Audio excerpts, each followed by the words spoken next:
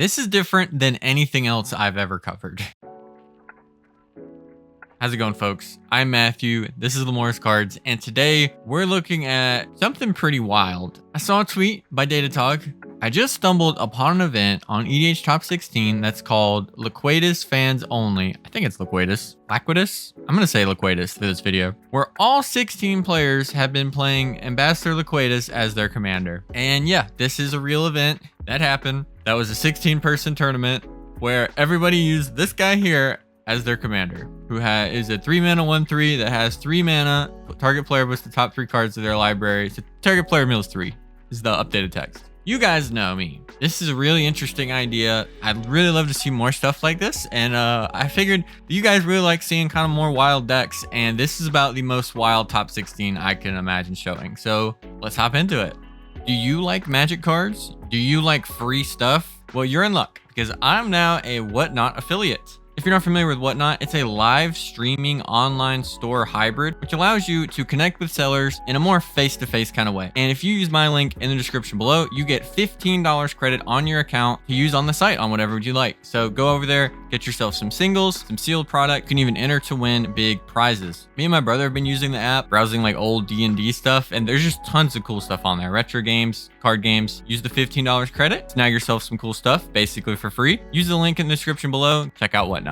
To the best of my knowledge, I don't have any first-hand experience from the event. I don't know anybody who entered it. If you do, please feel free down below. Give us some context. Get us some info. It looks like the event was 16 players, but one deck list is missing. So we're only gonna have 15 to cover, unfortunately. You can fill in the blanks probably on what's missing here. But in the few peeks I've done, I was really shocked at how different some of these decks are. I was using the Moxfield compare feature. There are decks here that are 80 cards different. I don't know. Maybe this commander is not solved yet. This meta. I don't know. But let's hop into it and look at the first list. Interaction isn't real and it can't hurt me. Okay, this is the list that came last. I wonder if interaction was real and did hurt them. So we've got the commander. In terms of what this commander can do, the most kind of standout thing is if you get infinite mana, you can mill the table or yourself. More than likely, probably milling the table and then having them draw a card is going to be like the main win con for most of these lists. We'll see. Invasion of Arcavios. When it enters the battlefield, search your library, graveyard, in or outside the game for an instant or sorcery, reveal it, put it in your hand. Cast an instant or sorcery from your hand, you may copy it. Okay. Karn, shut it off people's artifacts. Okay, so we've got Cloud of Fairies. Might be able to combo with that. Maybe we're doing High Tide stuff. I'm going to avoid some of the cEDH staples unless they stand out and just kind of focus on the different cards. So like, Thought Adele does show up, but here it's like, you know, get somebody's One Ring. One Ring's probably ridiculous in these pods. Because nobody has a value engine in the zone, being able to get one is even more critical, I feel like, if I had to guess. So we got Lawan, Cephalid Empress. Comes into play, return all blue creatures your opponents control to their owner's hands. Your opponent can't play blue creature spells. That's pretty good in the mono blue pod. Seems good. Seems like a good lock piece. Body double, we have a clone that can come in as a copy of a thing in a graveyard, which is pretty nifty if people are milling each other out and haven't quite gone infinite, or if you're in the process of milling people out. And then Palancron. Again, notable like this in High Tide. Your land's tapped for more mana than you need for Palancron. Return it, blah, blah, blah. Finale of Revelation is draw X cards. And then if you do more than that, if you go up to 10, you draw X cards, untap 5 lands, and you have no maximum hand size. Okay. Time Spiral. So yeah, this is like looking like kind of big. No Time Twister, which I'm a little bit surprised to see because it looks like this is a go big High Tide version of this list. So yeah, there's the High Tide as expected. There's the Dramatic Reversal. I'm guessing Icecrown Scepter is probably in this list as well. Hercule's Recall can be like a bunch of mana for you. Ooh, Capsize. It's another thing to do with your infinite mana. Rebuild. Oh man, this is so weird. This is like, I mean, some people are immediately comparing this to like, this is the cEDH version of Dandân, except you know, like build your own deck and play against people. Oh man, this is so weird. Turnabout, tapping and untapping our own lands, being able to replay them. So we have some extra turn spells like Nexus of Fate, Commandeer. Commandeer on like a draw engine again is probably really good. There's also just so many overlapping, like somebody's going to play a card that's really good in their deck and you're all playing the same commander at the very least. So there's like probably some overlap. You know, they're only playing cards that are good in your deck. For the most part, it's kind of what I expect for like a mono blue High Tide list. Tormod's Crypt. Okay, that makes sense. Coveted Jewel is a really cool one. We don't get to see in cEDH too often. 6 mana. When it enters, you draw 3, you tap it for 3. Basically, if somebody attacks you and you don't block, then they get the Jewel and they also draw 3 cards. This is a way to, I mean, if you're doing like tap untap stuff, it goes ridiculous. Notably, like we mentioned, Hullbreaker Horror is one way, and like Tidespout Tyrant would be ways to go infinite with here. We don't have that in this list. We're not relying on like artifact mana. We're just doing things that go infinite with our lands, basically. So we do have like a decent enough amount of artifact mana to probably support that win con. And then I'm also doing ISO Rev. We got the Ring, Ristic Mystic, probably the best cards in these decks for more of a high tide version of this commander. Pretty well what I would expect. We have lots of different more tutors than maybe you would normally run, especially like the invasion. Like lots of different ways to get our high tide. Let's see how this compares to the next one. Josh Laquatus. This is a command zone reference. Alrighty, we have 4 different planeswalkers. Like, let's just, for some context, let's just use the compare feature and see how different these decks are. 30 cards different. This is the same mono-colored commander, and they're 30 cards different. All right, we'll try to highlight some differences. So immediately off the bat, we have Narset, shut down those draw engines and also can dig us into things. You know, Narset can be like a good 2-for-1. Tezzeret, this seems like kind of a slam dunk, right? Because I feel like the One Ring is just going to be so good in these pods. Lets you search for the ring, lets you do tap untap stuff if you have the ring.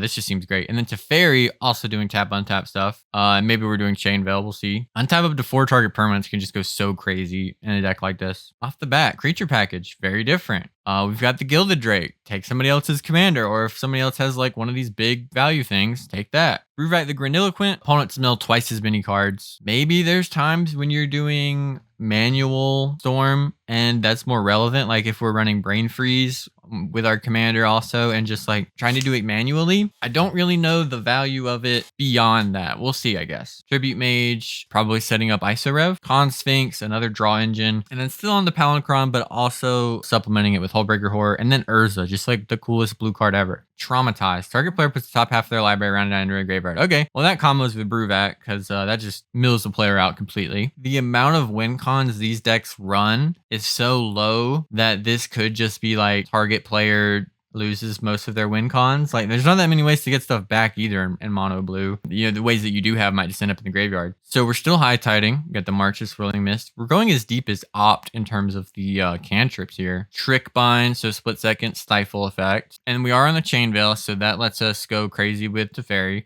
Use Teferi, minus it, untap a bunch of mana, minus it again, untap a bunch of mana, and Chain Veil, and then keep doing that, and minus anything else you need to, and then infinite mana, and then you get to mill everybody. And then we're on the One Ring. I don't think Sapphire Medallion was in the last list, so I mean, you're in mono blue. Seems pretty good. Power Artifact, which can go infinite with Grim Monolith. We also have Rings of Bright Hearth to do that as well. I feel like we have more overlapping ways to make infinite mana in this list. Steel Enchantment, that's one I see regular cEDH lists run. Court of Cunning, you become the Monarch at the beginning of your upkeep. Any number of players mill 2. If you're the Monarch, they mill 10 instead. So this is a list that's leaning more into like the incremental mill, which again is probably better here than normal. There's no breach decks at the table, right? There's no Yogg-Will. Utility lands here. We got like Teleria West to tutor. Academy Ruins could be useful. Again, you're getting milled out. Being able to put something on top to keep you from dying if somebody's waiting to go to draw step. Laquatus Nuts, a fish deck. Okay. So we have Jace. If we're able to mill ourselves to go infinite. Okay, so we might be like polymorphing or something. This is not too normal. So yeah, because we only have Tidespout, Hullbreaker, and Urza. And then yeah, so we have Polymorph. Okay, so we already like look how different these decks are. It's so wild. I'm so curious. Like, did they have any experience doing this? Did they all just say this is what we're doing and then just built their own decks and showed up? Basically, play our Ambassador or like Urza, turn one of the things into Hullbreaker or Tidespout Tyrant, go infinite. I wonder if the Urza is worth it because like is Urza just good enough that you're okay to polymorph into it some amount of the time? Seems like you just wouldn't run Urza because you want to make sure you hit one of the ones that just wins the game. Mist of Lorien is cool. Bounce a whole bunch of stuff. Mind's Desire is good if you're storming off too. So it looks like there isn't high tide here. So probably not as much like manual storming. I think this is the first one we've seen on Intuition. You just get 3 similar effects. You could probably get like 3 polymorph effects. Proteus Staff, Polymorph, Mass Polymorph to be able to do that. A much bigger artifact package than we've seen any of the other decks. We've got Cursed Totem, which is pretty nifty. We don't care that much about our commander's ability until we're doing Hullbreaker whatever stuff. And so we're more than than likely going to be able to bounce the Curse Totem after we've netted infinite mana, so that won't really shut us off. Another cute thing I guess you could do is have Curse Totem and then play Imposter Mech copying somebody else's, and then it's not a creature anymore, so you just mill them out. We got Cloud Key to make artifacts cost less. Helm of Weight. So we're doing like, yeah, we're leaning it a bit into like that, and then Mystic Forge, so we can go like infinite with Mystic Forge and Key, where we just get to keep casting since they stop drawing our deck. First list we've seen doing that. Then we've got Copy Artifact, which seems really good and probably a pretty One Ring focused metagame. Legacy's Allure. Blue. During your upkeep, put a treasure counter on it. Sacrifice it. Permanently gain control of target creature with power no greater than the number of treasure counters on Legacy's Allure. Notably, Commander everybody's running here only has 1 power. So you get it up to 1. You just have a like Gilded Drake you can activate at any time. Power Artifacts, running that again. Leyline of Anticipation, I like it. Parallel Thoughts. When it comes into play, search your library for 7 cards, remove them from the game, face down pile, shuffle that pile, shuffle your library. If you would draw a card, you may instead put the top card of the pile you removed into your hand. I've never seen this card. This is for the old heads out there. Yeah, I've never seen that one. That's pretty nifty. All right, that gives you more access to like a bunch of the polymorph effects in there, just a whole bunch of your combo pieces in there that overlap. Okay, that's really cool. I'd say this is like the first one that's in the same archetype. Also, I did not see this new Tidespout Tyrant art. What is this? This is cursed. So it looks like we're polymorphing here. Drain power. Target player must draw all mana from his or her available land. Do we have new text for this? Target player activates a mana ability of each land they control. Then that player loses all unspent mana. You add the mana loss this way. This is a weird card. It's probably actually a little bit worse in this specifically because so like the one thing they like if you target somebody with this and then they tap out and be like, I got you. Like, well, I still get all of your unspent mana you have. But here, like if they're not able to dump the mana into something, it'll just happen. It still gets somebody to tap out and use up all their mana, or you get the mana. But here, because everybody has a commander that has a mana sink, it might be a little bit more awkward because if they have their commander in play, like you might just get like 2 mana out of them. I guess either way, you're getting them to tap out, and if they're holding up a lot of mana, you know, it's sort of like almost like an Orange Chant. In this kind of a metagame. Mind Spring. X blue, draw X cards. Okay. Temporal Fissure, 4 and a blue. Return target permanent to its owner's hand. Storm. We're storming off. Candelabra of Tawnos. Felden's Cane. Hey, people are gonna mill us out. We need a way to counteract that, right? Okay. Almost surprised nobody so far hasn't nobody's had any of the Shuffle Titans. Grand Foundry, remove it from the game. Target player shuffles their gear right in the library. Okay. Another Cursed Totem Enjoyer here. And then we're also doing the key shenanigans. Tabernacle at Pendril Vale. Okay. We're a polymorph deck. We're not going to have a lot of creatures. Might as well hate on everybody else's if they're going to go heavier on the creatures. Makes a whole lot of sense to me. It's high time. Another polymorph list. So let's again use our compare feature. So these are like the same archetype of this commander. So let's see how different these lists are. There's still 39 cards different. So this is the last list we looked at. And then this is what's different in this list. So they are on like the time spiral. This is the first Born Upon one we've seen. And why is this? I think, why is it the first Born Upon one we've seen? It's busted. This is the best card of the format, guys. Come on now. Staff of Domination. Okay. Recurring Insight is really sick. Just going bigger than everybody else. Flood of Recollection. Return target instant or source card from your graveyard to your hand. Exile this. And then relearn. Pretty similar. Return something from your graveyard to your hand. Makes sense in the mill heavy meta. We've got the Aetherflux Reservoir here. It's another way that we can win that doesn't, it just side skirts the milling thing. Grabbery is just super big brain in this kind of metagame where almost everyone's going to be playing Tidespout or Hullbreaker. I've heard people just put this into their cEDH decks as it is. Way better here where somebody, like the worst thing you're going to get from somebody if you misread what version of the deck they're on is like an Urza. I was expecting that this would be a shorter deck to cover. So many cards different. Didn't really work that way. We've got Thrasios Adjacent. Adric, Mathematical Genius, 1 and a blue, 2 and a blue, copy target activated or triggered ability you control, choosing targets, 1 and a blue, sacrifice it to stifle something. So we got the first Thoracle here of the bunch. Lab Man, we have some of the tech here like I was talking about. There's a Kozilek so that you can't get milled out, and not very easily at least. At this point, unbeknownst to me, my camera had quit recording. So please enjoy the rest of this video as presented to you by Rograkh, son of Rograkh. And also, like, if you're doing big blue stuff, you might just get to cast Kozilek. Emry seems great. Doing, like, Emry Urza stuff. I like this creature package a lot. Probably the best of any of them so far. Discontinuity. As long as it's your turn, this spell costs 2 blue less to cast. End the turn. I don't know if we're just going to cast this at some point or how this works. It's there. We can end the turn. Whole lot of artifacts, lots of fast mana, expedition map. So we got some kind of land we really want access to. Microsynth Lattice. So this one is doing the Karn lock. What land are we looking for? Probably Nykthos. That's our biggest payoff, I think. The less fun ambassador. Root Water Diver, blue, tap it, sacrifice it, return target artifact from your graveyard to your hand. Spectral Sailor, Baral. I have not seen this Baral art. Okay. Spell Sky to protect our stuff. Relearn, Twister, Windfall, Bribery. So some of the good sorceries we've seen. Notably not any of the like artifact tutors. Okay, so we got Codex Shredder. First defense grid, I'm like 90% sure. Elixir of Immortality, another way to keep us from getting milled. This is so weird. Like, what does this metagame look like? I really want to see how these games play out. Thought Lash. Give me upkeep. Put an H counter on the blah, blah, blah. When a player doesn't pay Thought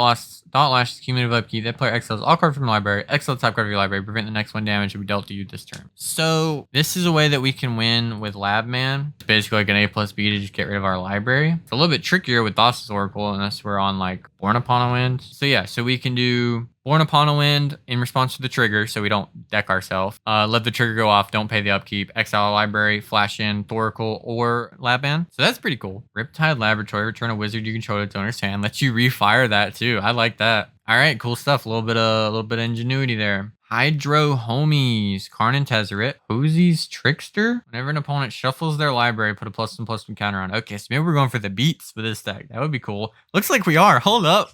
Looks like we're going Merfolk beats. Oh my god, that's so sick. So this is like if you're used to modern or legacy Merfolk, this might be more like what you're used to seeing. Enclave Cryptologist, Mistcaller, sacrifice until end of turn, non-token creature. Enter the battlefield, it wasn't cast, exile it instead. What does that stop in this? I'm not really sure. Brineborn Cutthroat. I guess flicker effects at least. Brineborn Cutthroat. When you cast a spell during opponent's turn. This is so cool. Comes tap, remove the top 3 cards of the opponent's library. Look at cards removed from the game. You can sacrifice it. Turn all cards removed from the game with Grimoire, Thief, Face Up. Counter all spells with those names. I think this is more useful as just like a 2/2 Merfolk that just exiles people's cards from the game. Yeah, you could potentially do multiple times a turn if there's any untap effect. Lord of Atlantis. Island Walk. You know who's going to have islands? All of your opponents. After the Pearl Trident, Merfolk Trickster. This is also just a way to not lose. Like, this is actually a thing that can kind of beat like a Hullbreaker loop. And we do have the Thoracle here. So it's mainly a bunch of good Merfolk creatures that have like good bodies or help or like have utility. The Emperor here lets you just like get a whole bunch of Merfolk and keep casting them. Oh man, I can't go through all these because there's just so many unique. Like, this has to be like the most unique list we've seen so far. But I love this approach. Just like, you know what? Everybody has like kind of dinky win cons and poor ability to tutor for them. I just beat everybody down with my Merfolk. Wonderwine Prophets, which has like probably the most high power or cEDH application, letting you take extra turns. And then Kozilek is again another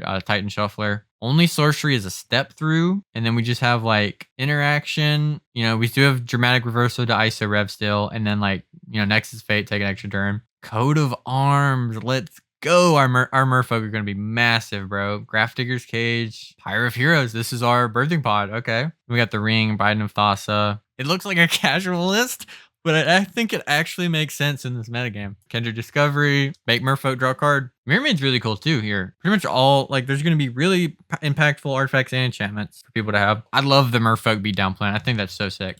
All right, we're halfway through. Let's see what we got. First to Fury, Master of Time. Okay. Depending on the pods that you're in here, there might be almost no ability for people to pressure planeswalkers. Whereas in a typical cEDH game, there's so many creatures nowadays. Like, planeswalkers have actually lost a lot of, like, they're already kind of iffy in Commander. Fury is just cool because it gets to take advantage of there being extra players in a pod. Pretty much like a lot of cards we've seen in the other decks. Consphinx is just popular here. Wheels, Tutors, Cantrips. This one's on Misdirection over Commandeer. I probably like Commandeer better, but I'm not really sure. The Basalt, Rings of Bright Hearth, Grim Monolith. None of the top cost reducers, so we're not doing any of that, like Mystic Forge stuff. First, counterbalance the thing. So we do have top counterbalance. And then we got another Nykthos Enjoyer, and then a bunch of decent lands. Seems like a lot of people landed on these same 3 planeswalkers. First Ethereum Sculptor I think we've seen, so that helps with your top stuff. Also the Reality Chip lets you have a future sight. It just seems like such a good card in mono blue. I'm really surprised this is the first subtlety we've seen in this Hullbreaker Horror meta game. Subtlety is just pretty good if you've never played with it before. Thieving Skydiver. Okay, they're pulling out all the like the good vintage cube blue cards, it feels like. Gutter Skulker, 3 and a blue. Can't be blocked as long as it's attacking alone. Disturb, and when it becomes chanting creature can't be blocked if it would be put into a grave from anywhere exile instead. What is this going on?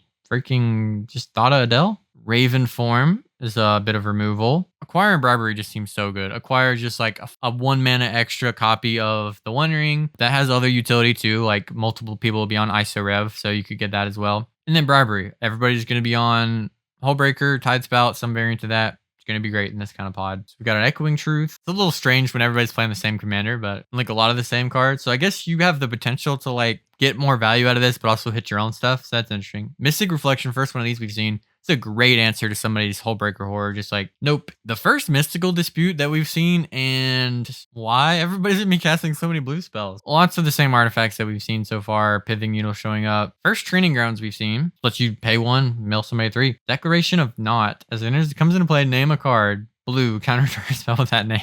Okay, yeah, that's the thing you can do in this kind of metagame, I guess. Ashiok's Erasure is similar, right? Opponents can't cast spells with a chosen name. First Snapcaster Mage. What the heck, people? Snapcaster Mage is so dope. First Lier as well. Okay, so valuing getting stuff back from the graveyard and recasting it. Okay, getting lots of value that way. Especially Lier. If this thing stays in play. It is a little scary, though, that, you know, spells can't be countered. So we got a Displacer kit in here. I don't think we've seen many of these either. Stifle, Visions of Beyond. I can see the Vision. I'm not sure how often it'll be active, but I can kind of get it. Unwinding Clock is pretty cool if you want to play more of an instant speed game. And then also, you know, it's great with One Ring. First Emergent Zone, I think. Roundyard Temple. 3 mana. Return it from your graveyard to battlefield tap. Well, hey, that's something, right? You're going to get milled at some point. So I think we're missing the 4th place deck. I don't have it, so I'm going to cover this as though this is our top 4, I guess. You know, the list isn't there, so this is all I can do, really. So in 5th, but, you know, 4th on our list, I guess. No Planeswalkers, 40 creatures, so, and it looks like we're doing more of the beatdown. So, like, this one performed a bit better and was still on the beatdown plan. So let's compare this to our other Merfolk beatdown deck and see what stands out. This doesn't help at all. There's 66 cards different. All right, let's look at the one. This is the one that top forward. Benthic Biomancer. Whatever, 1 or more +1/+1. Okay, so just another kind of utility Merfolk. Chalice of the Void showing up for the first time here. Dalkin Ether Mage having Wizard Cycling. Dakra Mystic, I kind of see the... Well, one, it's a way to make everybody draw after you've milled them out, so that's nice. Then also it can be disruptive. I guess the top deck tutors at least. Maskwood Nexus, that's... Okay, I can have anything be a Merfolk. Titan of Lajara. Let's go. A Merfolk Titan. Lots of 1-drops. Like a lot of 1-drop creatures. Strixhaven Stadium. Okay, well that's the way to win the game, right? Put a point counter on it. When a creature does combat damage to you, remove a point counter from it. When a creature you control does combat damage to an opponent, put a point counter on it. If it has 10 or more point counters on it, remove them. That player loses the game. You have a lot of cheap creatures. You might be able to actually do that. That thing can get massive very quickly. Intruder Alarm could go nut. In the Eye of Chaos. Enchant World. Because that art looks crazy. Whenever a player casts an instant spell, counter it unless that player pays X, where X is its mana value. So we are locking people down. Okay, I like that. Azami, that makes a lot of sense. We have so many wizards. Filer of Dreams. We have so many blue permanents. Okay. Okay, I like the vision. We're like setting up a whole bunch of Merfolk. We get a whole bunch of utility out of them. Got some extra kind of sideways win cons we can use. And then we just have like some lock pieces to just hold off the board. All right, 3rd place. Okay, we've seen this same Planeswalker package before. A lot of the same creatures too. Nothing too wild here. Tutors and cantrips and the draw 7s. Okay. Okay, so it feels like this was like kind of de facto way to build the list where it's just like kind of interactive, kind of the best creatures. Like this is like what I would assume is kind of the good stuff pile version of this commander. Best that we've got it so far. Like a few little extra pieces, like, you know, not everybody was on the Relic. Not everybody was on the Sapphire Medallion or the Imposter Mech, but they're showing up. This version of the list really similar to others, if not like identical or close to it to some of them. Close to trying to solve the deck. So looks like we had a Polymorph list here, gets 2nd place. Tezzeret, Hullbreaker, Tidespout. Tutors are Polymorph effect. Just the one, actually. Tail's End. I think it's the first one of those we've seen. Proteus Staff to have another Polymorph effect. Torpor Orb. From what we've seen, there's like an okay amount of ETBs, like the Spell Seekers, Archaeomancers, things like that. So, I mean, in this list, it's pretty free. I don't know how high value it's going to be. I think it's the first Mishra's Bauble we've seen, but it helps like when you're that dedicated on doing Hullbreaker stuff, it's nice to have like these extra free rocks that you have the utility of just like, well, as long as I have this, I just need one other rock that goes mana positive. Psychic Surgery, that's the first one here. Opponent shuffles their library. You may look at the top 2 cards of that library. You may exile one of them. put the rest on top of that library. You could hit something pretty important, leave them, at the very least, leave them with the worst of the 2 cards. So the mana base, I want to point out. So we do have one of the depletion lands. I think this makes a lot of sense here. I think it's the first Blast Zone we've seen too. I like the utility land choices here. And then the Tabernacle. We're polymorphing. Tabernacle is not going to affect us at all. I really like the mana base here. Offensive Wombat, also known as Schmant, Schmandrew, Schmecklin. This is a polymorph list. Okay, so polymorph ran the event, came out on top. Tezzeret, Hullbreaker, Tidespout. Let's see if there's anything that really stands out about this list. This might be the only Lorien revealed. This should have been in every single one of these decks. I don't know if you've played with this card, especially if you're in mono blue, you are not doing better than this. So we got the reshape, transmute. So we're still high on the artifact tutors. We got the 1 polymorph at the sorcery slot. Submerge. So I'm guessing we're playing Yavimaya because submerge only works that way. If so, very smart by this player. Smart, although it is a dead card like a lot of the time because nobody's going to have any freaking forests. So we have the Lantern. We have the Aether Spellbomb. I think this is one of the first one of those we've seen. Having that in play is really nice because it makes it really hard for somebody else to do Hullbreaker Horror stuff. We've got the Counterbalance, Power Artifact, Copy Artifact. This enchantment package, I don't think there's another exact 5 that look quite like this. There isn't a Yavimaya. How are people going to get forests? What's the plan with Submerge then? Is this just like this person's deck and they just ran it as is and they usually just run Submerge? Really cool stuff. Good job to this player taking down the event. You can't say like, oh, they got carried by the commander. Oh, no. Oh, Blue Farm won another one. No. All things are even, perfectly balanced as it should be. Hopefully you enjoyed this kind of video. What do you think about a cEDH tournament where only a really specific commander or a group of commanders or like any kind of variation of the rules is just implemented that really limits people and in a way that I think fosters a lot of creativity? This event, despite having only 1 commander be available, actually had a lot of diversity in the deck build. So I thought it was really cool. I love seeing stuff like this. If you know about any other events like this or you were at this event, please let us know about it down below and let me know what you think about this type of event. With that being said, thanks so much for watching, and as always, go play cEDH. Have a good one, everybody.